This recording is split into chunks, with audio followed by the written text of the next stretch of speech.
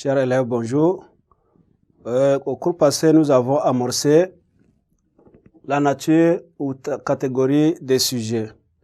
Nous avons parlé de 3 catégories de sujets, à savoir des sujets à orientation littéraire, des sujets d'actualité et des sujets mixtes. Aujourd'hui, nous apportons un exemple de sujet pour essayer de faire une étude comparative entre la dissertation et les mathématiques, d'une part, et entre la dissertation et le procès de tribunal, d'autre part. D'abord, nous commençons par dire que la dissertation est comme un devoir de mathématiques. Dissertation est égal à devoir de mathématiques.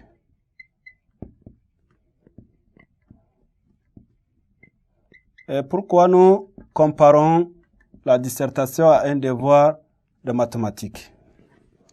D'abord, en dissertation, nous avons l'introduction.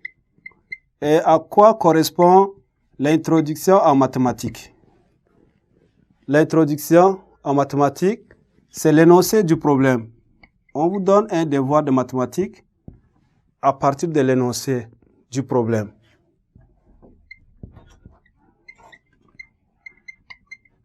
L'introduction d'une dissertation, c'est la même chose que l'énoncé du problème en mathématiques, parce que tout exercice de mathématiques commence par l'énoncé du problème, et cet énoncé qui n'est rien autre que le libellé du sujet.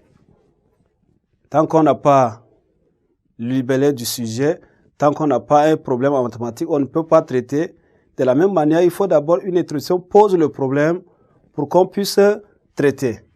En dissertation, on passe au développement. Le développement en mathématiques correspond à ce que nous appelons la démonstration. Donc, en mathématiques, après avoir posé le problème, on fait la démonstration. De la même manière qu'en dissertation, on développe les idées. Et la dissertation se termine par une conclusion. La conclusion correspond à l'ensemble des solutions S. Parce qu'en mathématiques, on va terminer par l'ensemble des solutions S. Et nous avons dit que la dissertation aussi est comme un procès au tribunal.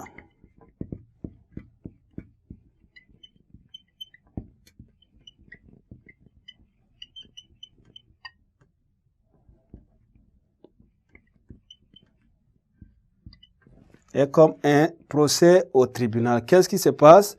Le sujet posé, c'est la même chose que la plainte. On pose un sujet et au tribunal, on porte plainte.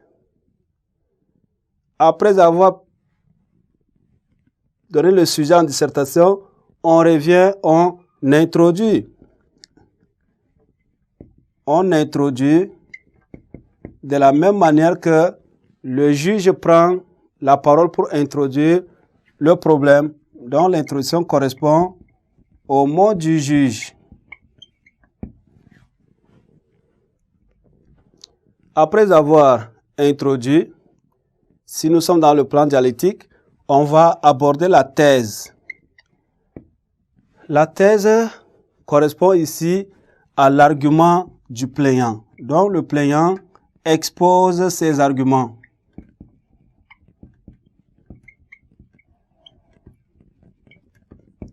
Et après avoir exposé la thèse, on apporte des idées contraires qui sont l'antithèse. De la même manière, au tribunal, après les arguments du plaignant, c'est la réaction de l'accusé. L'accusé va réagir pour contredire le plaignant.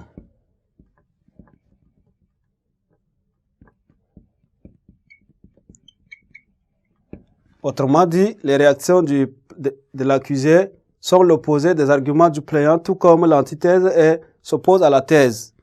Et après cela, intervient en dissertation la synthèse. La synthèse étant la conciliation, elle est comme les mots avancés par les témoins. Les mots des témoins des deux côtés, des deux parties. Alors, les paroles des témoins, ce sont des vérités relatives.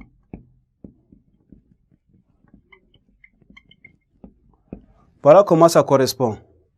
Et la dissertation se termine par une conclusion. Comme c'est la fin du devoir, dans le procès, cela correspond à la décision du juge.